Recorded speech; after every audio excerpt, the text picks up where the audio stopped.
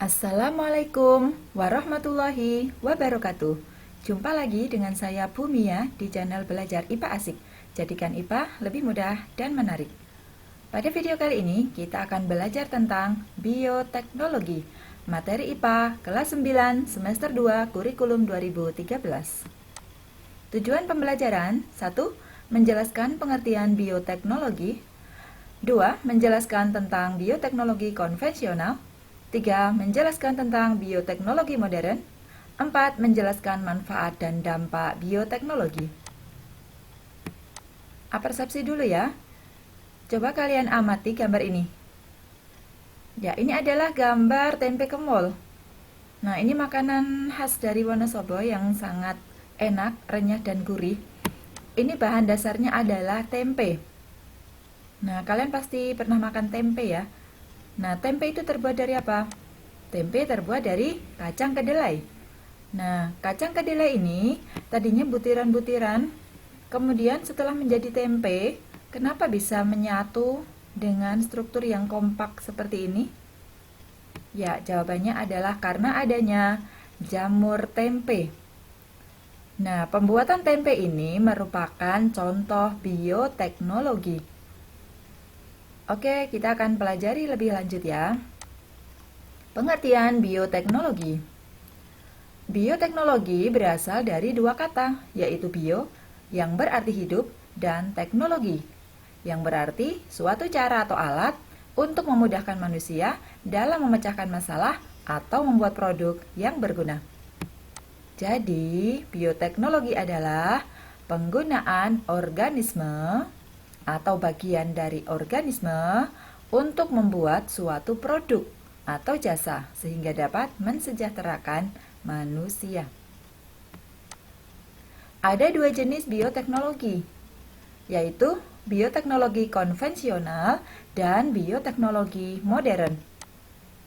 Bioteknologi konvensional memanfaatkan mikroorganisme seperti bakteri maupun jamur secara langsung, memanfaatkan enzimnya, dan melibatkan proses fermentasi untuk menghasilkan produk atau jasa.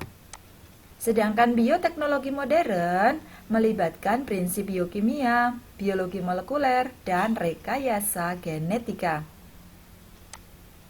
Kita pelajari lebih lanjut. Sekarang perbedaannya apa sih antara bioteknologi konvensional dan modern? Untuk bioteknologi konvensional, teknik yang digunakan adalah fermentasi. Sedangkan teknik untuk bioteknologi modern itu tadi rekayasa genetika. Dan rekayasa genetika itu menggunakan DNA rekombinan.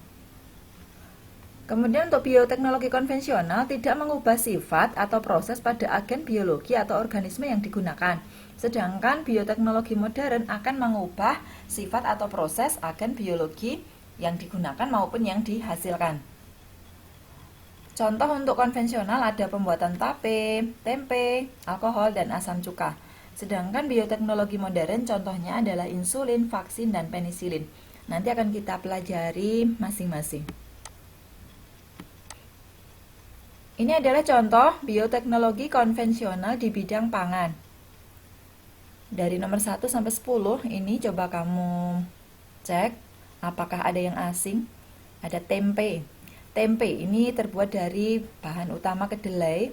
Kemudian mikroorganismenya adalah Rhizopus oligosporus. Yang ditulis di sini hanya satu jenis mikroorganisme utama. Nanti akan kita dalami lagi.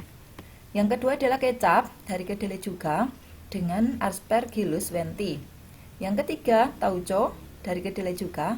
Ini menggunakan Aspergillus oryzae. Keju, kamu sudah tidak asing lagi ya, dari susu menggunakan Lactobacillus bulgaris. Kemudian mentega, bahan makanan utamanya adalah susu, lalu dibuatnya menggunakan mikroorganisme Streptococcus lactis. Yogurt dari susu juga, ini menggunakan Streptococcus thermophilus. Oncom, ini tempe dari bungkil kacang, menggunakan Saccharomyces cerevisiae. Tape bisa dari ketela pohon ataupun beras ketan. Ini juga menggunakan Saccharomyces cerevisiae. Nata de coco dari air kelapa menggunakan Acetobacter psyllinum. Kemudian roti, bahan utamanya tepung, Kemudian mikroorganismenya Saccharomyces cerevisiae. Tape. Kalian pernah makan tape ya?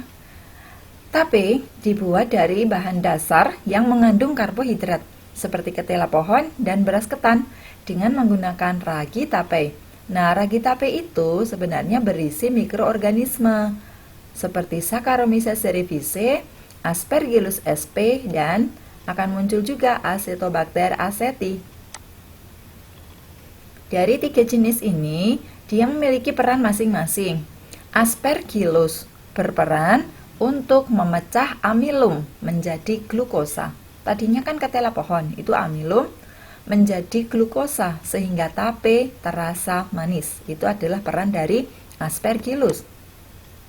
Nah, kemudian hasil dari Aspergillus berupa glukosa tadi akan difermentasi menjadi alkohol oleh Saccharomyces cerevisiae.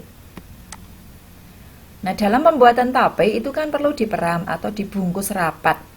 Nah, apabila kamu menemukan rasa tape itu ada rasa masam, itu karena pembungkus tapenya tidak rapat sehingga ada udara yang masuk.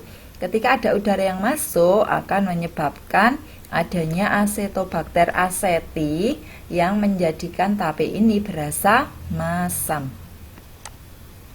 Oke, kita lanjutkan pada yogurt. Yogurt, pernah makan yogurt? Tentu saja sudah nggak asing ya. Nah, yogurt ini juga ada mikroorganisme yang berperan.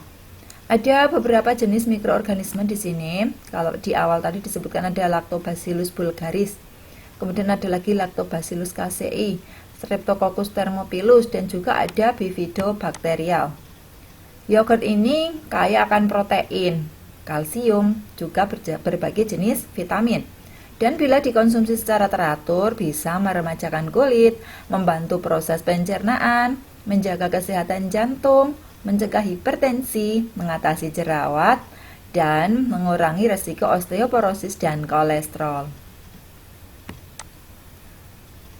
Kemudian keju. Keju. Proses pembuatan keju ini dimulai dengan pasteurisasi. Pasteurisasi itu memanaskan susu ya. Susu tadi dipanaskan menggunakan suhu 90 derajat Celcius, lalu didinginkan sampai 30 derajat Celcius. Setelah itu baru ditambahkan bakteri asam laktat. Nah, akibat dari kegiatan bakteri asam laktat tadi, pH-nya akan menurun, sehingga susunya akan terpisah menjadi cairan whey dan dadi padat.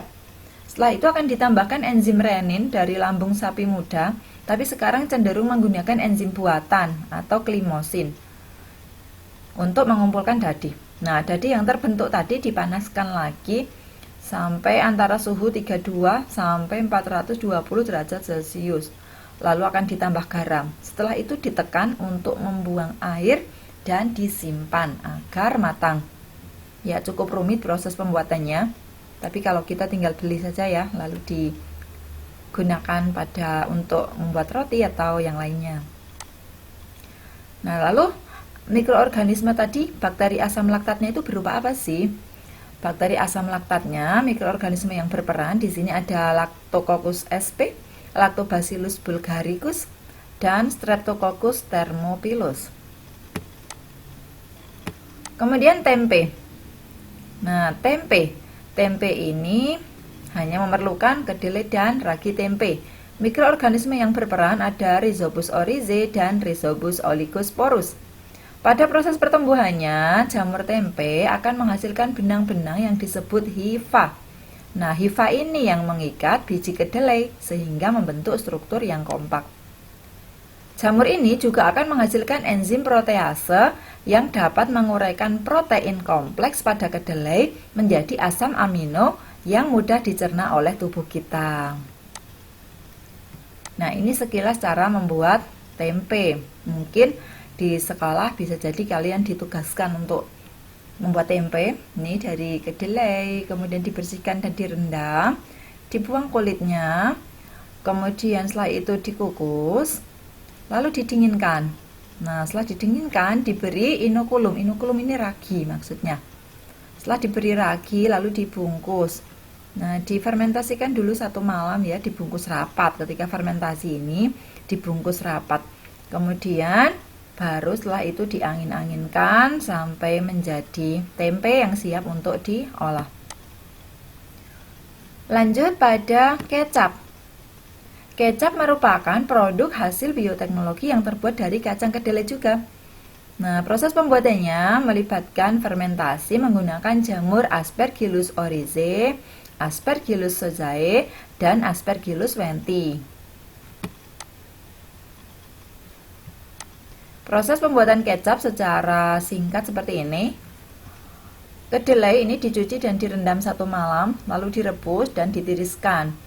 Setelah itu, di sini menggunakan jamurnya sama dengan jamur tempe yang sudah diragikan ya, diragikan 3-5 hari. Nah, jadi ini setelah ditiriskan, ditambah ini, lalu tambah lagi larutan garam, diragikan lagi yang kedua. Kemudian setelah itu tambah air, lalu dimasak hingga mendidih. Lalu akan disaring dan menghasilkan bungkil. Nah, ini sisanya ini nanti juga bisa dimanfaatkan. Kemudian akan disaring. Hasil saringannya itu dimasak lagi hingga mendidih, lalu disaring lagi akan ketemu ampasnya. Nah, ampasnya ini untuk makan ternak. Kemudian setelah disaring akan jadi kecap. Tinggal dikemas. Ini proses secara singkat saja, namun mungkin dalam kenyataannya akan lebih rumit dari ini. Kemudian berikutnya pada roti. Roti adalah makanan keseharian juga. Pembuatan roti melibatkan peristiwa fermentasi yang dibantu oleh Saccharomyces cerevisiae. Fermentasi pada roti ini akan menghasilkan banyak gas karbon dioksida dan akan ada sedikit alkohol. Nah, karbon dioksida akan membuat roti mengembang. Gas karbon dioksida ini terperangkap dalam adonan roti.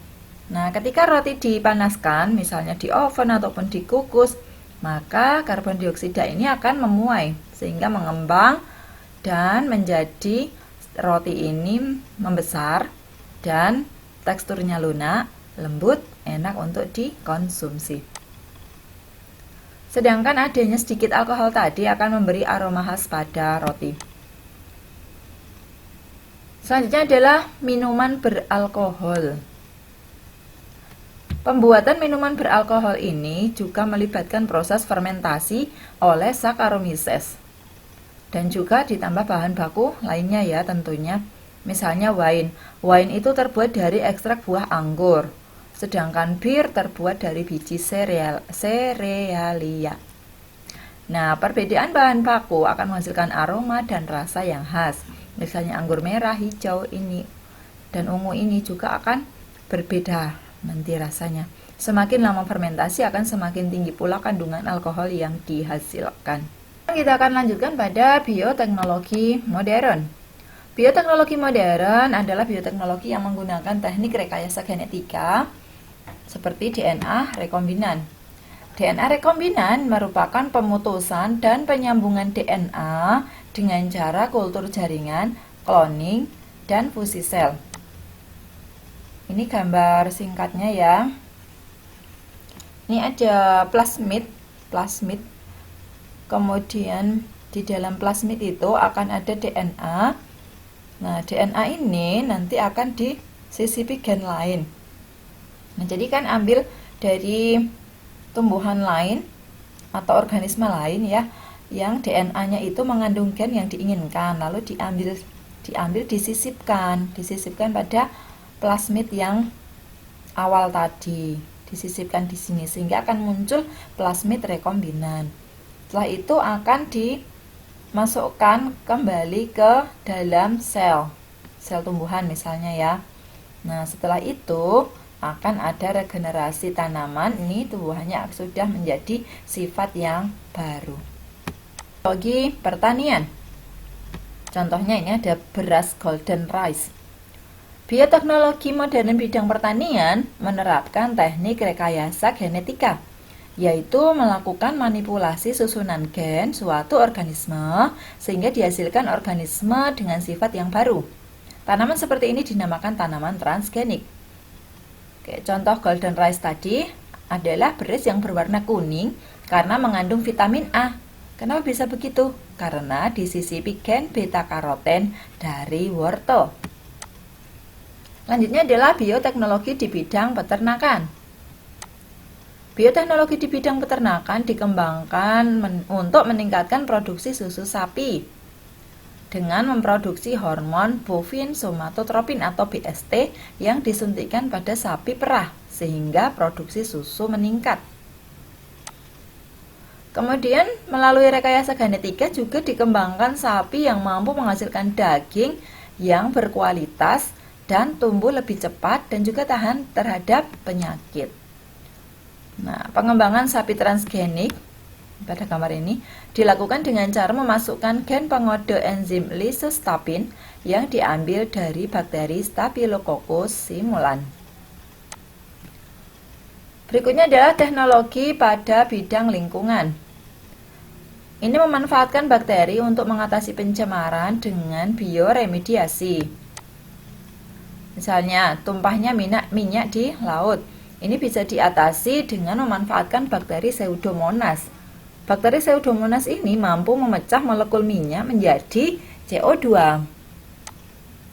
Kemudian pencemaran di perairan seperti kolam dan danau selain juga menggunakan bakteri, dia bisa menggunakan tanaman tertentu seperti eceng gondok dan juga bunga matahari. Dan ini disebut dengan fitoremediasi.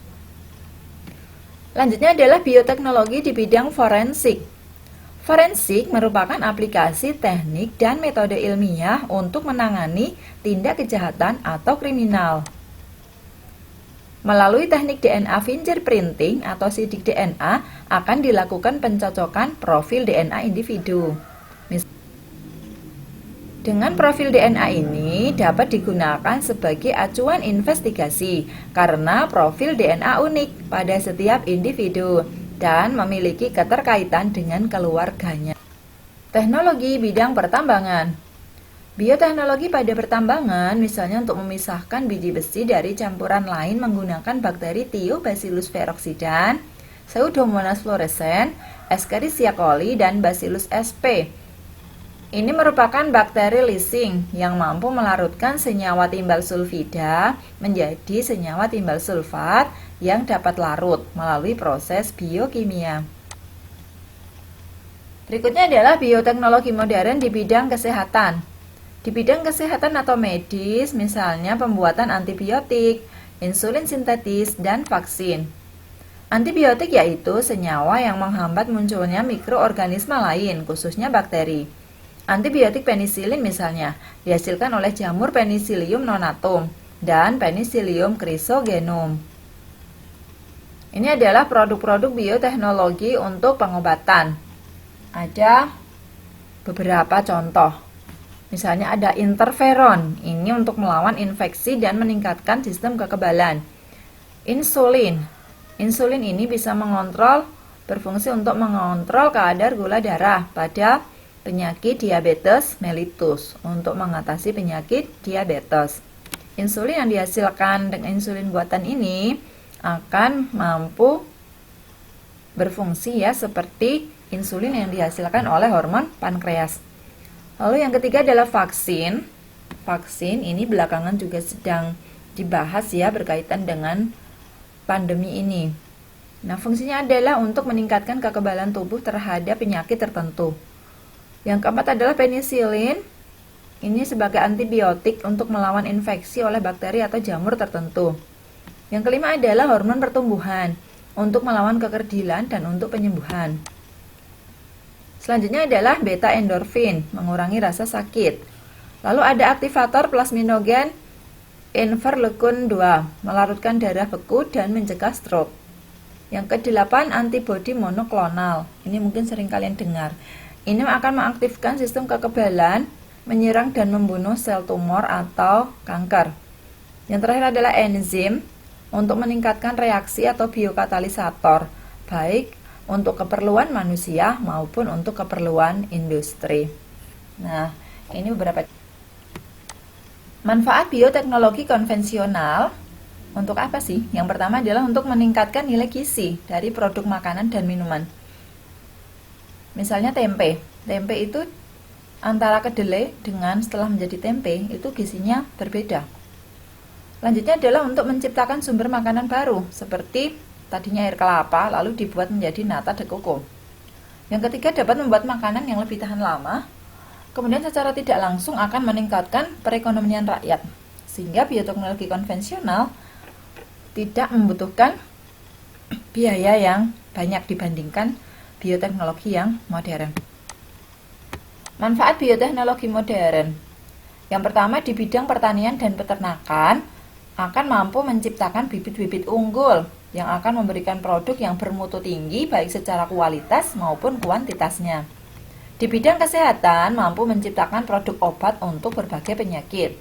Di bidang lingkungan mampu menguraikan polutan, misalnya dengan bioremediasi. Kemudian di bidang industri mampu menciptakan pemberantas hama secara biologis, misalnya Bacillus thuringiensis dan tanaman tahan hama yang dalam tubuhnya disisipi gen bakteri, yaitu tanaman transgenik. Kemudian di bidang pertambangan mampu melakukan pengolahan biji besi, misalnya menggunakan Thiobacillus peroxidans. Kita akan lanjut pada bioteknologi. Di samping banyak manfaat yang diperoleh, penerapan dan pengembangan bioteknologi ini juga memiliki dampak. Yang pertama adalah dampak terhadap lingkungan. Organisme transgenik ini dapat menjadi polusi gen, sehingga bisa merusak keanekaragaman plasma nutfah. Bahkan bisa memunculkan hama baru yang lebih kuat dan bisa mengganggu keseimbangan ekosistem. Berikutnya adalah dampak terhadap kesehatan. Ada orang-orang yang akan alergi bila mengonsumsi tumbuhan maupun hewan hasil rekayasa genetika. Berikutnya adalah tentang minuman beralkohol, yang ini sering disalahgunakan, sehingga menimbulkan dampak buruk untuk kesehatan. Terakhir adalah dampak terhadap sosial ekonomi. Pengusaha dengan modal besar bisa mengembangkan pertanian transgenik dengan kualitas hasil panen yang lebih baik, sehingga bisa jadi membuat petani tradisional tidak mampu bersaing. Ini beberapa dampak penerapan dan pengembangan bioteknologi. Maka kita harus bijak dalam menggunakannya. Ini daftar pustakanya. Baik, demikian tadi materi bab 2 untuk kelas 9 tentang bioteknologi. Silahkan ulang kembali videonya biar kalian lebih paham tentang materi ini. Apabila ada kritik dan saran ataupun pertanyaan, boleh ditulis di kolom komentar. Terima kasih atas kunjungannya. Jangan lupa share dan subscribe. Terima kasih. Wassalamualaikum warahmatullahi wabarakatuh.